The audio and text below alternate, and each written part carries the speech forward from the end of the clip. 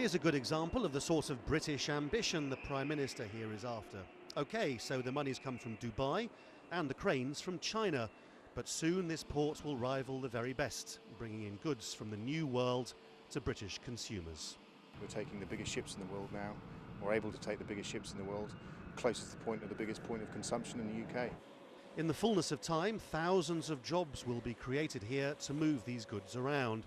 The problem is that they're really needed now.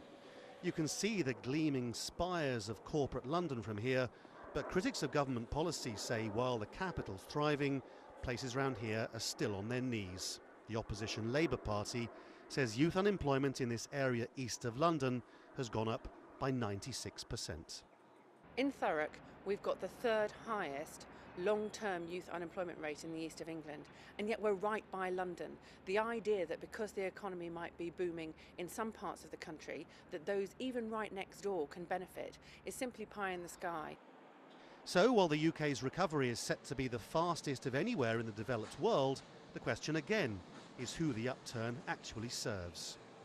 With national elections just over a year away, there's said to be a growing sense of unease among some Conservative politicians in marginal constituencies like this as to what might happen if the recovery from the City of London doesn't get to their electorates as well. And it's quite ironic in a way because the Conservative-led government here says it's trying to put the country back on a long-term path to recovery. If the recovery doesn't spread out quickly, then it could still alter the balance of power. Down the road, these teenagers are training to be lighting engineers. Not a bad career choice, really, since even if you can't afford to live in London, you can piggyback off its lucrative arts scene. Do I go and spend £9 on going to uni each year? On top of that, that's just for the course, that's not for the housing costs.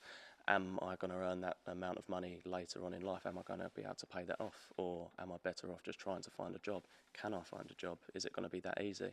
So both these places perhaps serve as a model for the regions, that establishing a business to serve London may make business sense. What they don't do, though, is necessarily to enrich the people who live and work outside the capital.